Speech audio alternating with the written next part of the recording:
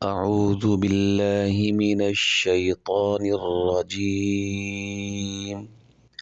بسم الله الرحمن الرحيم. وإن كنتم في ريب مما نزلنا على عبدنا فأتوا بسورة من مثله وادعوا شهداءكم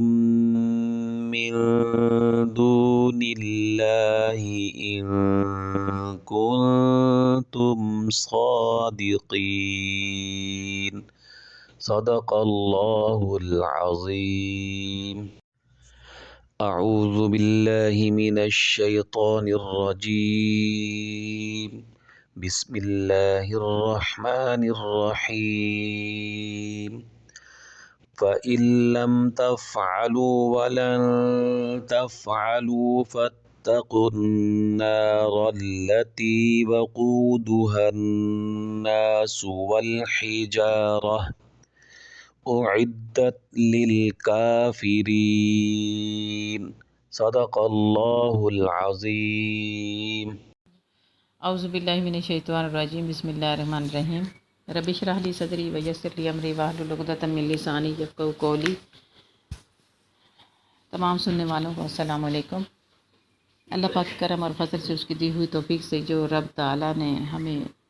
توفیق عطا فرمائی کہ ہم قرآن پاک کے اس نورانی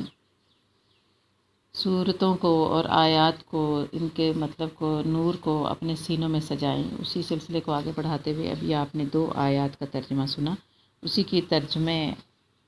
تلاوت سنی اور ترجمے کی طرف ہم بڑھتے ہیں۔ ان کنتم، اور اگر تمہیں شک ہو، فی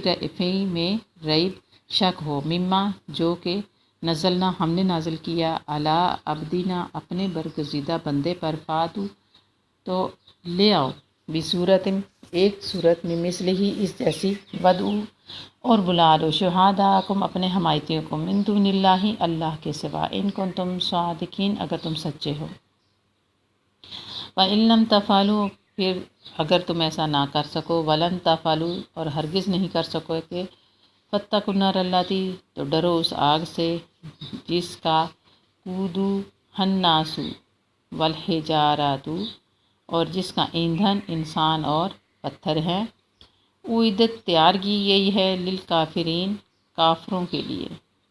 اب یہ دلیل ہے قرآن کریم کی کہ کلام الہی ہونے اور نبی پاک صلی اللہ تعالیٰ علیہ وآلہ وسلم کی رسالت کی۔ یہ چیلنج صرف عرب کے شعراء کے لیے نہیں بلکہ عرب و عجم کے سب منکرین کو دیا جا رہا ہے کہ اسلام کے دشمنوں کے لیے یہ کتنا آسان طریقہ تھا کہ ایک صورت بناتے 3 آیات کی اور لے آتے، لیکن وہ ایسا 14 صدیاں گزر گئیں اور ایسا نہیں کر سکے اور قیامت تک انشاءاللہ نہیں کر سکیں گے۔ توحید کے بعد اب نبوت کی یہ تصدیق کفار کو جو خطاب کر کے کی ہے رب تعالیٰ نے، تو وہ یہی بار بار اعلان کیا جا رہا ہے، بار بار بتایا جا رہا ہے کہ قرآن پاک کوئی عام چیز نہیں ہے، یہ کلام الہی ہے، اس میں کوئی چینجنگ بھی نہیں کر سکتا، اسے اس کی جیسا بنا کے لے کے آنا تو بڑی دور کی بات ہے، اور اس مضمون کو بار بار دہرایا جا رہا ہے۔ یہ چونکہ جو مدینہ اور مکہ کے لوگ تھے، بارہا انہوں نے اعادہ بھی کیا تھا کہ جن لوگوں کی مادری زبان عربی تھی، جنہیں اپنی فصاحت اور بلاغت پر ناز تھا، وہ لوگ جو آپ کی اور آپ صلی اللہ علیہ وسلم کے دین کی دشمنی پر تلے بیٹھے تھے، وہ در حقیقت اس سے عاجز آ گئے تھے کہ وہ نہ پورا قرآن پاک کا جواب دے سکے اور نہ 10 صورتوں کا بلکہ ایک صورت کا بھی نہ دے سکے۔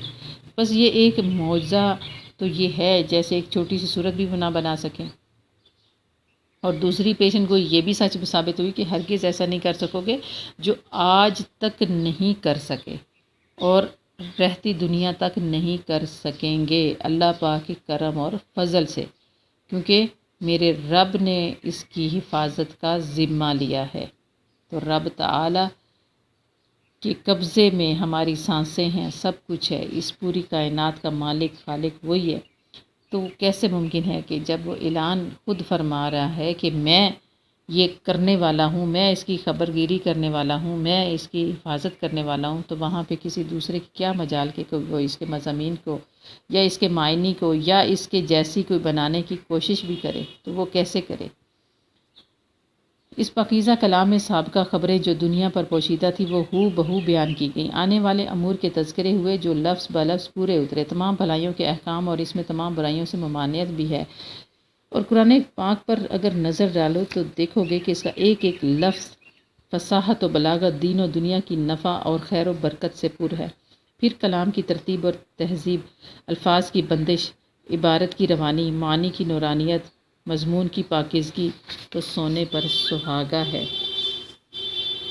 اور ان کی خبروں کی حلاوت اس کے بیان کردہ واقعات کی سلاست مردہ دلوں کو زندگی دیتی ہے، اور اس کا اختصار اعلیٰ کمال کا نمونہ اور اس کی تفصیل معجزے کی جان ہے۔ اس کا کسی چیز کو دہرانا قدر مقرر کا مزہ دیتا ہے، یہ معلوم ہوتا ہے کہ گویا سچے موتیوں کی بارش برس رہی ہے، بار بار پڑھو تو دل نہیں اکتاتا، مزے لیتے جاؤ، ہر دفعہ ایک نیا مزہ پاؤ، مضامین سمجھتے جاؤ اور وہ بھی ختم نہ ہو، اتنے زیادہ مضامین ہیں، اور یہ قرآن پاک کا ہی خاصہ ہے۔ اس چاشنی کا ذائقہ، اس مٹھاس کا مزہ کوئی ان سے پوچھے جنہیں عقل و حواس اور علم و فضل کا کچھ حصہ قدرت نے عطا فرمایا، اس کا عذابوں سے ڈرانا اور پکڑ دھکڑ کا بیان مضبوط پہاڑوں کو ہلا دے، اور انسانی دل تو کیا چیز ہیں، اس کے وعدے اور خوشخبریاں، نعمتوں اور رحمتوں کا بیان، دلوں کے پسماندہ کلی کو کھلا دینے والا، شوق و تمنا کے دبدبے، بجھے ہوئے جذبات کو بہار دینے والا، جنتوں اور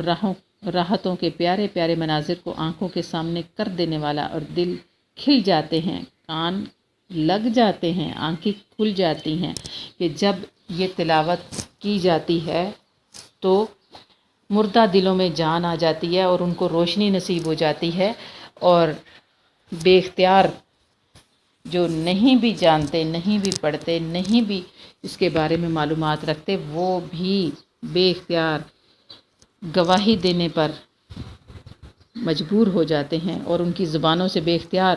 نکل آتا ہے، اشہد ان لا الہ الا اللہ و اشہد ان محمدًا عبدہ و رسولہ۔ صحیح بخاری اور مسلم میں روایت ہے کہ حضرت ابو ہریرہ سے مروی ہے کہ رسول اللہ صلی اللہ علیہ وسلم نے فرمایا کہ ہر نبی کو ایسے معجزے دیے گئے ہیں کہ جنہیں دیکھ کر لوگ ان پر ایمان لائیں، اور میرا معجزہ اللہ کی وحی یعنی قرآن پاک ہے، اسی لیے مجھے امید ہے کہ میرے نسبت دوسرے نبیوں کی میری امت زیادہ ہوگی، اس لیے کہ وہ انبیاء کے معجزے ان کے ساتھ چلے گئے، لیکن سرکار مدینہ صلی اللہ علیہ وآلہ وسلم کا یہ معجزہ قیامت تک باقی رہے گا، اور لوگ اسے دیکھتے جائیں گے اور اسلام میں داخل ہوتے جائیں گے۔ سبحان اللہ، سبحان اللہ، کیسا اللہ تعالیٰ نے یہ کرم کیا ہے، رہتی دنیا تک یہ معجزہ عطا فرمایا ہے، اور سرکار دو عالم صلی اللہ تعالیٰ علیہ وآلہ وسلم کا یہ فرمان بھی معجزہ ہے جو میں دیا گیا ہوں، اس سے مطلب یہ ہے کہ میں اس کے ساتھ خاص کیا گیا ہوں، میں خاص ہوں، میرا یہ جو کلام الہی ہے یہ بھی خاص ہے، اور حضور نبی کریم صلی اللہ تعالیٰ علیہ وسلم کی نبوت اور آپ صلی اللہ تعالیٰ علیہ وآلہ وسلم کی صداقت اور دین اسلام کی حقانیت پر علاوہ اس معجزے کے اس قدر دلائل ہیں کہ جو گنے بھی نہیں جا سکتے۔ یہ اس میں جو الحجارہ لفظ استعمال ہوا ہے، حجارہ کہتے ہیں پتھر کو، یہاں مراد گندک کے سخت اور بڑے بڑے پتھر، بدبودار پتھر ہے کہ جن کی آگ تیز ہوتی ہے، اور اللہ تعالی ہم نے سب کو امت محمدیہ کو محفوظ فرمائے کہ ابن مسعود رضی اللہ تعالیٰ عنہ بھی یہی فرماتے ہیں کہ ان پتھروں کی زمین و آسمان کی پیدائش کے ساتھ ہی آسمان اول پر یہ پیدا کیے گئے تھے، اور جب آگ گندک کے پتھروں سے سلگائی جائے تو ظاہر ہے کہ اس کی تیزی اور حرارت معمولی آگ سے بہت زیادہ ہوگی، جو یعنی عام آگ ہے اس سے زیادہ ہوگی اور بہت زیادہ ہوگی، اور اس کا بھڑکنا اور جلنا اور سوزش اور شعلے بھی بہت زیادہ ہوں گے۔ اسی لیے اللہ تعالیٰ نے بار بار یہ جو ذکر بھی فرمایا ہے، تو اسی لیے فرمایا ہے کہ اپنے دلوں میں یہ خوف رکھیں کہ رب تعالیٰ کے پاس ہم نے جانا ہے اور ہم نے تیاری کرنی ہے۔ صحابہ کرام رضوان اللہ اجمعین فرماتے ہیں کہ ہم نے ایک مرتبہ بڑے زوردار آواز سنی، تو نبی پاک صلی اللہ تعالیٰ علیہ وآلہ وسلم سے پوچھا کہ یہ آواز چیز کی ہے، تو سرکار مدینہ صلی اللہ تعالیٰ علیہ وآلہ وسلم نے فرمایا کہ 70 سال پہلے ایک پتھر جہنم میں پھینکا گیا تھا جو کہ آج یہاں پر پہنچا ہے۔ استغفر اللہ، کہ اتنی بڑی جہنم ہے، اور جب اس میں 70 سال پہلے وہ پتھر پھینکا گیا اور آج اس میں پہنچا ہے، یعنی 70 سال پہلے 70 سال میں ایک پتھر وہاں پہ پہنچا ہے، تو اندازہ کر لیں اس کی بڑائی کا اور وسعت کا کہ رب تعالیٰ نے یہ دنیا کتنی وسیع تخلیق کی ہے، کائنات کتنی وسیع تخلیق کی ہے۔ تو یہ کفار تو شروع سے چلے آ رہے ہیں، شروع سے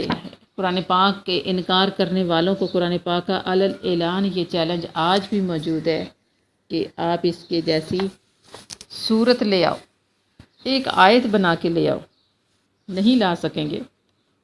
اور رب تعالیٰ نے فرمایا ہے کہ ہو ہی نہیں سکتا۔ تو یہ سرکار مدینہ صلی اللہ تعالیٰ علیہ وآلہ وسلم پر جب وہ آیت مبارکہ نازل ہوئی تھی اور وہ خانہ کعبہ کی دیوار پر، وہ دروازے پر لگا دی کی تھی، والعصر ان الانسان لفی خسر، اور یہ اعلان کیا گیا تھا کہ یہ نازل ہوئی ہے وہی، اور اس جیسی کوئی ایک صورت بنا کے لے آئیں، کوئی ایک آیت مبارکہ بنا کر لے آئیں۔ تو کفار بہت زیادہ سر جوڑ کر سارے بیٹھ گئے، بڑے شعرا، بڑے لوگ، سارے سردار وغیرہ سر جوڑ کے بیٹھ گئے، اور اس سے ملتے جلتے الفاظ میں چند ایک الفاظ لے آئے تھے جس کا معنی بھی ملتا جلتا تھا، اور وہ اپنے آپ کو بڑا فصیح و بلیغ سمجھ رہے تھے، جو اس کے معیار پر بھی پورے نہیں اتر سکے، اور آج ہمیں کتابوں میں بھی ان کے وہ الفاظ بھی نہیں ملتے، وہ اپنی موت خود ہی مر گئے، جبکہ رب تعالیٰ کا کلام تا ابد جاری رہے گا، جاری ہے، جاری رہے گا۔ 1400 سال سے جب سے نازل ہوا ہے، بار بار پڑھا جا رہا ہے، بلکہ سینوں میں باقی ہے۔ لوگوں کو اعتراض کرنے والے تو بہت کچھ اعتراض کرتے ہیں، وہ تو یہاں تک کہہ دیتے ہیں کہ جی یہ کتابی شکل میں موجود نہیں تھا، تو رب تعالیٰ نے اس کو محفوظ رکھا کتابی شکل میں۔ سرکار مدینہ صلی اللہ تعالیٰ علیہ وآلہ وسلم اپنے دست مبارک سے اسے کتابی شکل میں رکھ کے گئے کہ جو آیت مبارکہ جہاں پر سیٹ ہونی تھی وہ وہاں پر سیٹ کر کے دی گئی، اور یہ ساری چیزیں کس نے کی ہیں؟ کسی باہر والے نے نہیں کی ہیں، یہ نبی پاک صلی اللہ تعالیٰ علیہ وآلہ وسلم کے تربیت یافتہ صحابہ کرام رضوان اللہ اجمعین، جو کہ پوری انسانیت میں چنے وہ لوگ تھے، ان لوگوں سے یہ کام لیا گیا ہے۔